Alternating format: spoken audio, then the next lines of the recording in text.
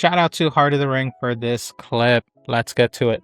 Cruz Montana and Grayson Waller battled for an NXT Championship. Montana started strongly, taking the fight to Waller and hitting a big dive onto him at ringside. Back in the ring, Montana landed and outlined in chalk. But Waller answered with a interesting match. Just as Montana looked ready to win, Zilla Fatu, son of famous wrestler Umaga, suddenly entered the ring and attacked both men. The referee stopped the match and Fatu continued destroying Montana and Waller. He hits both opponents with diving splash. Grayson Waller, Cruz Montana. It's so weird not calling him Mike Santana. But anyway, NXT Championship Contenders match. Grayson Waller, Cruz Montana. I can't say his name right. Cruz Montana. Everyone's like been trolling me about this. But anyway, NXT Championship Contenders match. Grayson Waller, Cruz Montana. Tony D'Angelo's title on the other side of it, and a Fatu just erased the finish. Not through a dark match, not even a tryout at this point. Umaga's son, live on television in NXT, points at the gold like it's already his. Here's everything verified second of how WWE just got invaded again by an Us or a Fatu. Welcome to the Tea Drop, where the brew is strong and there's lots to talk about. August 11th, 2026, WWE NXT Zilla Fatu does not debut in a match. He debuts by destroying the people in that match that was supposed to build for NXT Heatwave on August 30th. Stay with me with this. We're going to go play by play examining the echo of his father and why the Fatu running theme, including Jacob's Lane, makes this bigger than one run-in. Here's what was aired.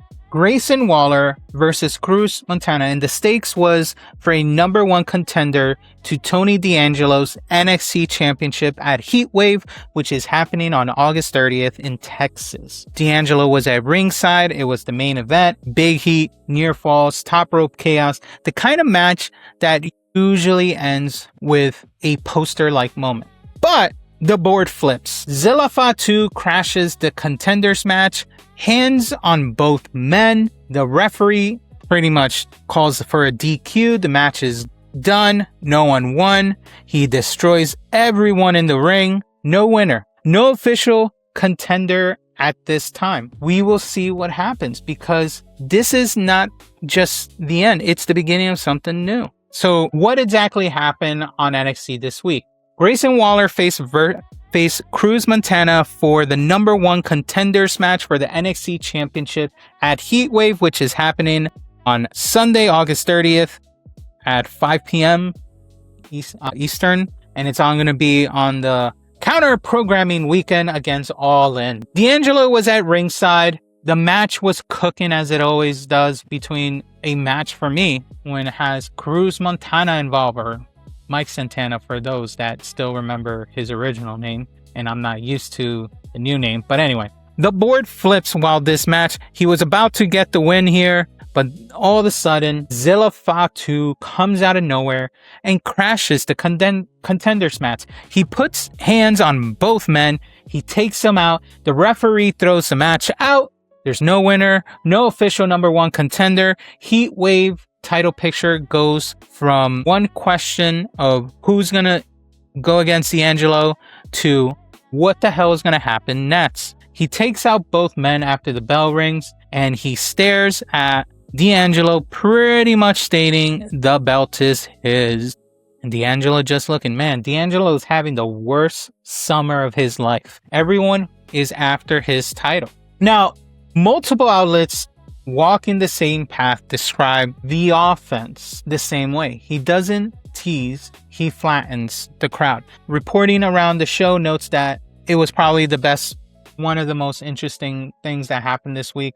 I think it was. I think the promo between CM Punk and KO was better, but this is a great moment because a lot of people who's been following him, including myself in the indies, are very happy for him. Him and Montana, we're very happy that these two guys been able to grow through the indies and to finally make it into the big time that people know as WWE. Now, the part that turns into a surprise run in a title invasion, Zilla Fatu turns to the champion. He says to Tony D'Angelo, the championship is his. Crowd already on their feet, as you can see, chanting his name.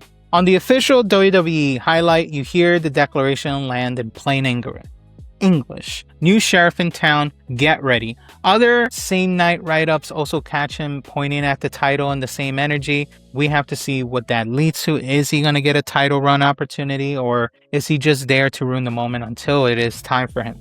Because there's a lot of people who want D'Angelo's title. Now, Booker T was living it with the crowd. You heard him during the show. Probably one of the best reactions in NXT for this. And the show goes off with the honest question. Is there no winner? If there's no winner, who faces D'Angelo at the NXT Heat? So let's talk about the man who went through the curtain, right? So this is Zilla Fatu, right?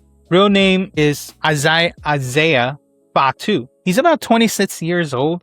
He is the son of late Eddie Fatu, the man WWE immortalized as Umaga. This was not a cold, independent lottery ticket. Zilla's path through Booker T's reality of wrestling, the indie circuit like House of Glory, including stops, also tied with GCW as well. Days before NXT Crash, he had a match at House of Glory.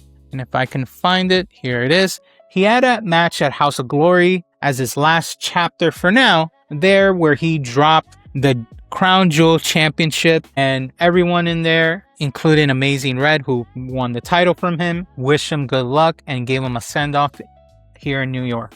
The same week, the Performance Center rumor mill was already loud, because then Tuesday night made the rumors look truthful. And WWE did not soft pedal the bloodline of it. They kept the Fatu name on first impression. No mystery mask, no wait 3 months for the reveal. Father's legacy in the room from the first chant. If this felt familiar in your bones, it should, because this kind of appearance is similar in a way to April 3rd, 2006 on Monday Night Raw. And what do I mean by that?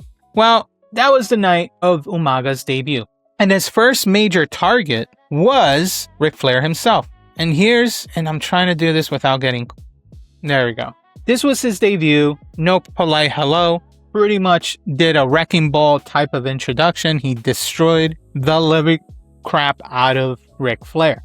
So it's the same type of energy. Umaga walked in to WWE in 2006, and a little over 20 years later, and rest in peace Umaga, we got Zilla Fatu. His son walks through the same corporate doors, not as a tribute act, as a new problem with the same last name on the screen, I guess. This is a little emotional because we haven't seen someone like Umaga in a while. I mean, we got other Samoan wrestlers, obviously, and people are probably tired at this point about another Samoan showing up. We have Jacob Fatu, we have the Usos, we have Roman Reigns, and we have MFT and Solo Sikoa as well. We have people saying not another big guy, a second generational Samoan power debut that rhymes with the first frame of his father's story. Find the biggest stage available and break something important on it.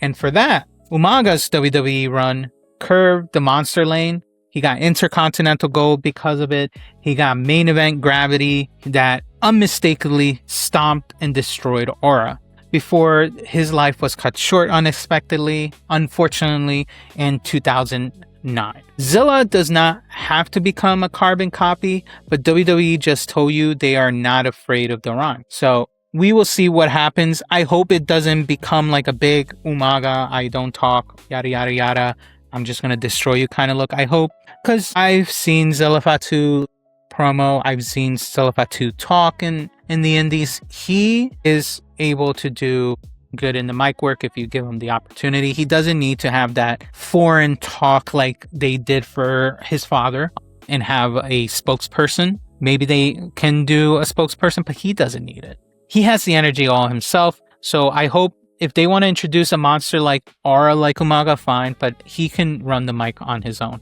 So hopefully they do.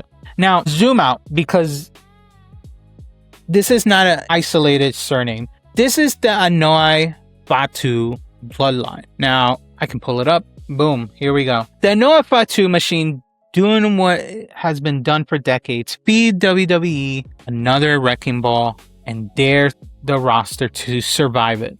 On the main event scene, we have Jacob Fatu, right? Jacob Fatu already proved the modern version of the pipeline, which is Indie Terror. He started as he gets his WWE acceleration, and now he's dealing with a Bloodline type of storyline. Now, this is a different cousin branch of the same dynasty web, same message to the audience. When a Fatu shows up, the show's center of gravity moves. That is the running theme you are watching in 2026. Roman's era made Bloodline a global brand to this point. Solos, chapters, the Usos, Twin Engine, we got Tama and Tala, and then we got the Jacobs Werewolf Rampage. We also have Solo Sikoa's comedy, playful banter that is becoming something of interest to many now versus his quiet solo style. People aren't enjoying the modern solo. We'll talk about that separately. But now we get another Fatu in NXT, while the main roster cousins keep the name in prime time. And hopefully by the time he gets there, he is able to use it. WWE does not need a same night Jacob promo from the connection to read. The booking grammar is the connection. Main roster, Fatu, Chaos as franchise oxygen. NXT, we have a fresh Fatu, Chaos aimed straight at the championship. Now, the industry pushback already started in the smartest way. After the debut, Matt Hardy's public take, amplified in sports coverage, was basically let Jacob Fatu cook in NXT as Zilla first. Don't just dissolve him into the group photo that is the Bloodline, which I agree. You should let Zilla Fatu do his own thing. They did it with the MFTs. It didn't work out. They did it with Jacob. It almost didn't work out for him. Well, he's kind of in the Bloodline now, but before he was doing his own singles thing, he had title opportunities. He had even main event type of matches throughout some of the shows, and I think in one PLE with the Clash in Italy, I believe. But now he's in the Bloodline. Who knows what happens? But I really hope they just let him be him, let him cook, and let him show you why he can be seen as a solo act. It's not, just so you guys know, this is not a shade on his family. It's just, the way I see it is a respect for how hard it is to stand out once you are another Samoan in the faction type of graphic. So the T is not, will WWE ever put him near the Bloodline? The T is going to be, they already used the family myth as the jet fuel on night one, while parking him in the one brand where he can become a singular monster before the group can swallow him. Now, let's talk consequences, because surprise run-ins are cheap if nothing moves on the board. Now, before Zilla showed up, we had Waller versus Montana. We had the number one contender for Tony D'Angelo title at Heatwave. And then after Zilla show ups, now we have no contender. We have True Bruised Egos, one champion who just watched a non-roster Wrecking Ball point at his title, and a general manager. We have a general manager. Conversations hanging in the air. On commentary, they even float the Robert Stone fall call energy like this was cooked and not accidental. Now, Cage Side and Chair Shot both land on the same booking math, which with no winner. So far, it's labeled as no winner. NXT can go messy on purpose, have a multi-man Heatwave Chaos is the obvious television situation that they may do. A fatal four-way talk is already in the bloodstream when it comes to this. Whether they pull the trigger or not, they did the real job. It made Tony D'Angelo title feel hunted for a new direction overnight.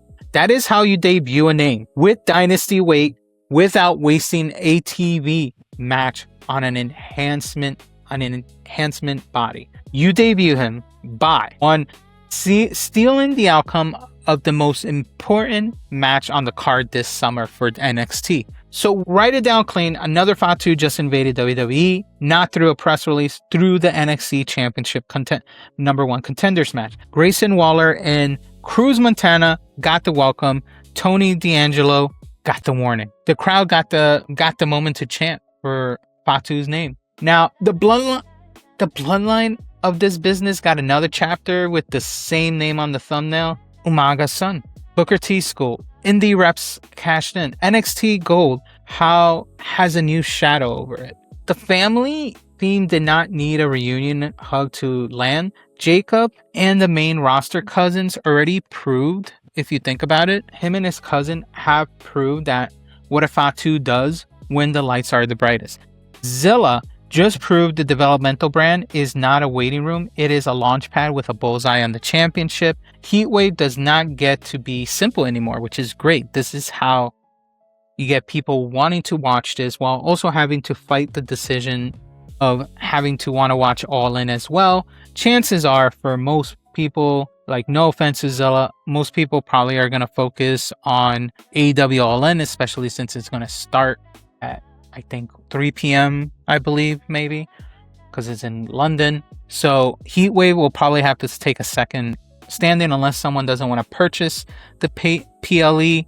They're going to watch this instead because I think it's going to be on CW or ESPN. Who knows? It's going to be on one of the many options that you can watch NXT. Wherever you see NXT is probably where it's going to be. Anyway, what's great about it though, it makes it not simple. And if WWE is smart, they will let this one build the legend in NXT long enough that when the cousins finally share a frame, it feels like a collision and not a roll call for the Fatus. So build them up here. Keep him in NXT, get him the titles, get him to look like this destruction of monstrosity. And then when it's time for him to go up to the main roster, and hopefully Jacob Fatu is doing well by the time he goes there, you can have this match and it's going to be chaotic. Or maybe they have a one-off and then they become a destruction of a tag team. Who knows? Anyway, drop your thoughts in the comments. What do you think of Zilla Fatu's entry to WWE? Was it a good call to mess up that number one's contenders match, or do you prefer him to enter NXT in a different way? Let me know your thoughts in the comments, and as always, if the T hit right, hit the like and subscribe, and I'll see you on the next video.